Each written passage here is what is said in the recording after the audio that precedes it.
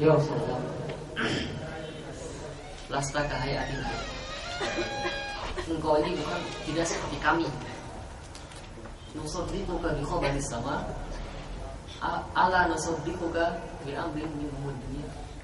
Kalau kita mempercayai engkau dengan berita-berita langit yang sifatnya gaib, masa sih kita nggak percaya sama perkara yang sepele yang duniawi seperti ini?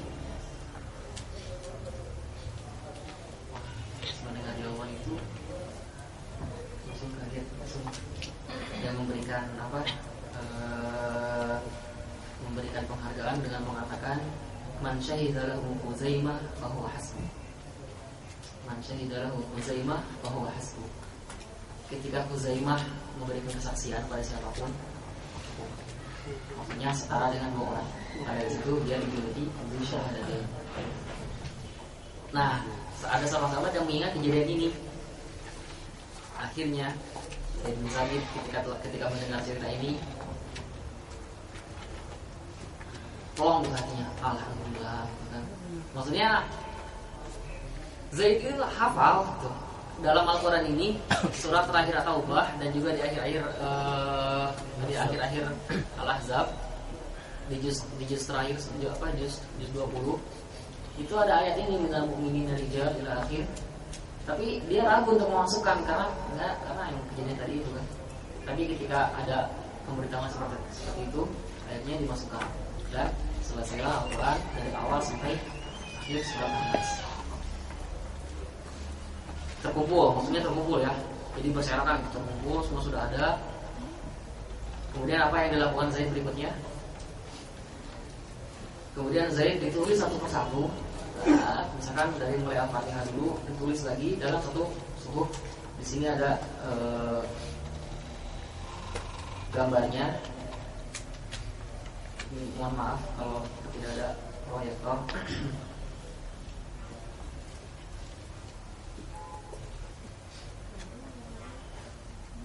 Ini mushaf yang sudah terkumpul.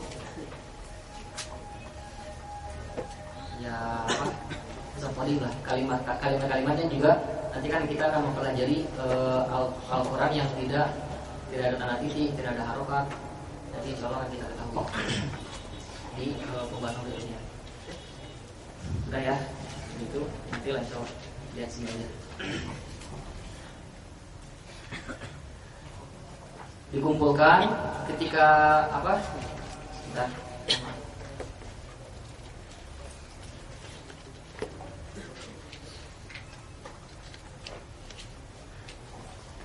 Setelah dikumpulkan, Zaid tulis satu persatu, tulis lagi, kemudian dilihat lagi yang aslinya, benar nggak seperti ini? Kok benar? Kalimat Maliki itu tulisnya seperti ini.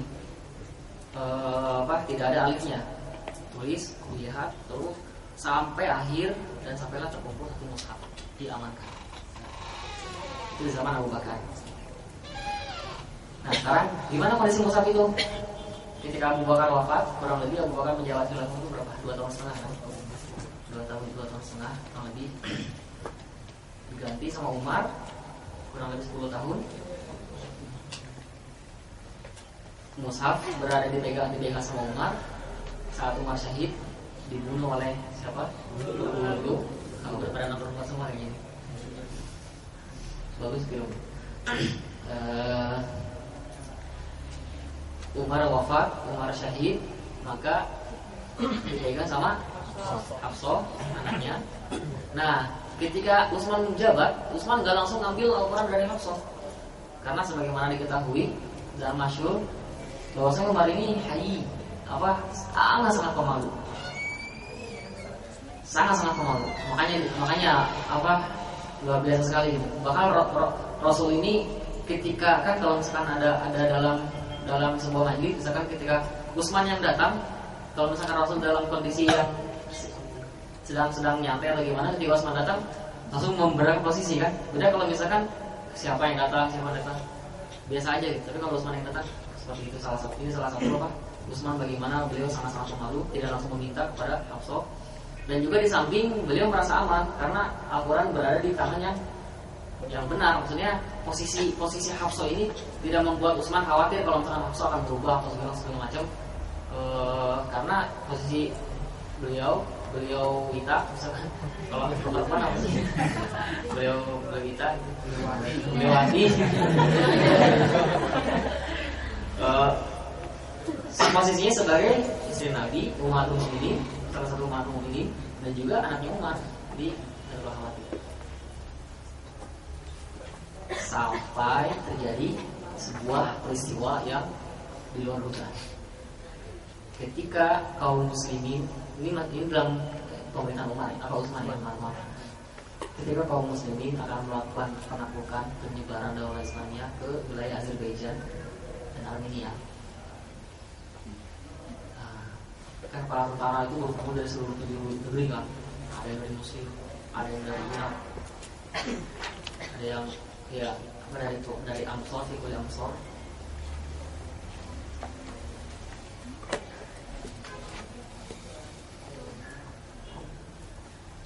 Itu terjadi perbedaan cara baca.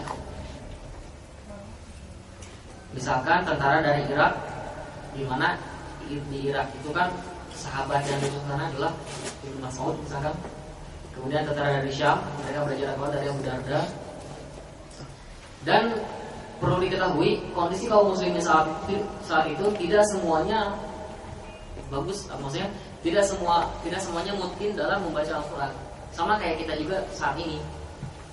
Orang Islam iya baca Al-Qur'annya, enggak semua baca Al-Qur'an itu benar. Ya kan?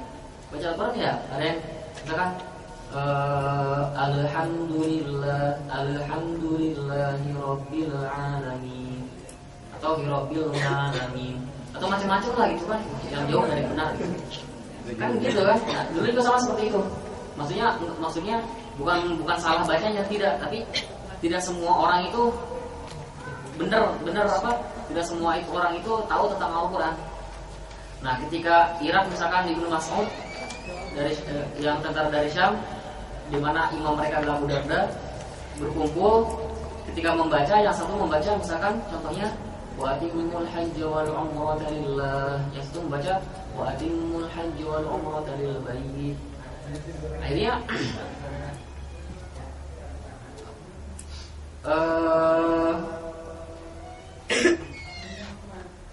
terjadi kekhawatiran gitu dari kaum muslimin, terutama ada seorang sahabat namanya siapa?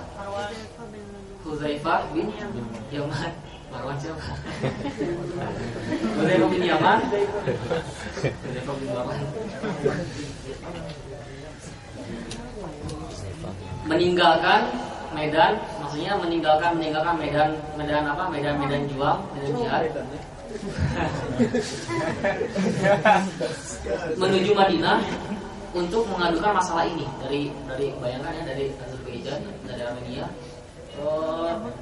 melintasi apa tuh sampai ke Madinah, perjalanan berapa hari gitu kan, hanya untuk menyampaikan perkara ini karena dia sangat khawatir. Ketika sampai menghadap Utsman, beliau mengatakan, ya Amirul Mukminin, adrik hadhil ummah qabla an yakhtalifu ikhtilafan yahud wan nasara. Cepat nih perbaiki permasalahan ini, permasalahan umat yang saat ini sedang melanda, sebelum mereka akan terjadi khilaf, sebelum terjadi perselisihan yang gimana lah, kayak perselisihannya orang Yahudi dan Nasara gitu kan. Akhirnya kenapa? Aja ceritakan ini. Baru dari situ Musa yang tadinya di tempat Hafsah, Utsman kan nggak megang mushaf kan, maksudnya gimana caranya nih? Akhirnya Utsman berijtihad gimana caranya kaum muslimin saat itu disatukan cara bacanya. Nah, salah satu cara yang beliau lakukan adalah seperti ini. Mushaf yang ada di tangan Hafsah diambil kembali, diminta gitu kan untuk perkara ini. Kemudian beliau memanggil Zaid, lagi-lagi Zaid, kan? Karena dia memang sangat pengalaman. Dan setelah itu Zaid tidak kerja sendiri. Kalau yang awalnya kerja sendiri, sekarang tidak kerja sendiri. Beliau membantu lajnah penggandaan mushaf. Ini mushaf digandakan. Sama seperti tadi, ketika selesai digandakan, ditafsir lagi terus sangat detail. Akhirnya mushaf yang tadinya di Hafsah cuma ada mushaf yang cuma ada satu-satunya mushaf di dunia saat itu yang dari Hafsah diambil digandakan. Dan di sini ada istilah, di beberapa dikatakan cuma 6, beberapa dikatakan 8.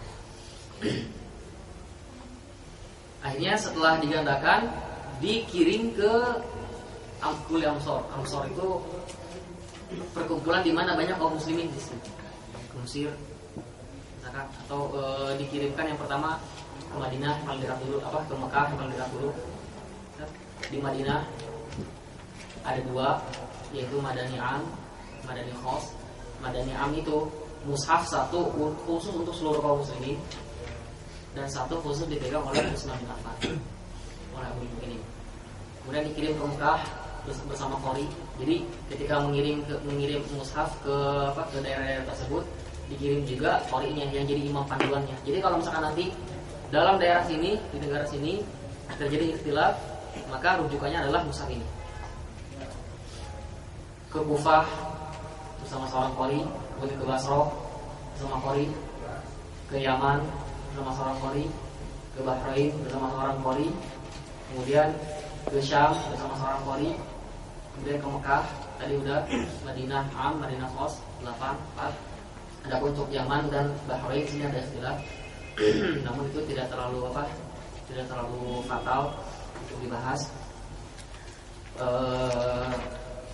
Seperti itu. Kemudian beliau mengumumkan kepada kaum muslimin, mungkin lewat surat atau gimana, cocokkan setiap ayat yang ada di kalian, tangan kalian, seluruh kaum muslimin dimanapun itu. Kalau misalkan sesuai dengan mushaf ini, mushaf yang tadi sudah digandakan, yang ditulis oleh Zaid bin Thabit, kalau sesuai biarkan, kalau tidak sesuai bakar. Kalau sesuai biarkan, kalau misalkan tidak sesuai bakar.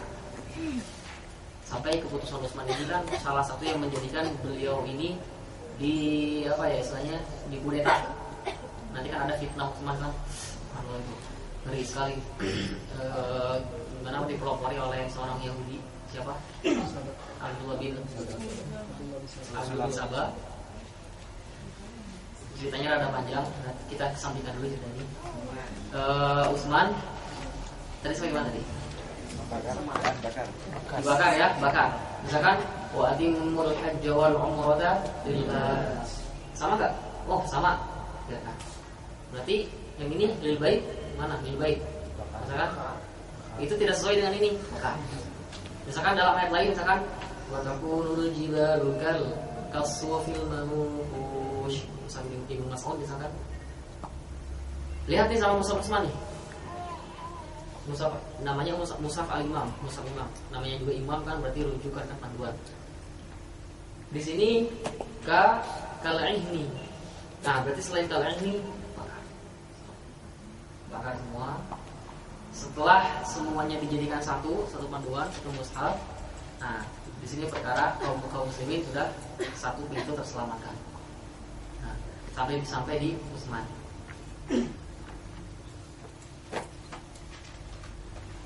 Selesai sampai Utsman, udah permasalahan. Adapun permasalahan terbunuhnya Utsman itu karena apa? Karena konspirasi. Ya, jelaskan di balik itu adalah Abdullah bin Sabah itu, di mana ketika Utsman sedang membaca Al-Quran, di situ ketika beliau dikeroyok orang masuk lewat jendela, lewat dari belakang, akhirnya Utsman dibunuh sampai meninggal, dan beliau saat itu posisi sedang membaca Al-Quran. Dan mushaf yang katanya para mu'arrikin mengatakan di situ ada darahnya Utsman. Di sini ada gambarnya.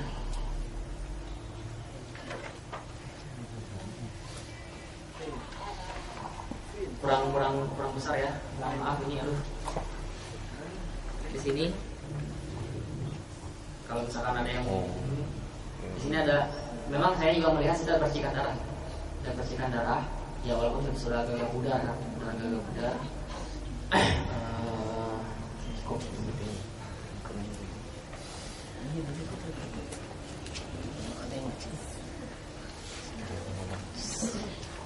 Itu tadi sampai di zaman Utsman. Nah sekarang gimana selanjutnya sampai ke kita? Ini dari sisi kitabah saja ya, dari sisi keaslian tulisan, dari sisi keaslian tulisan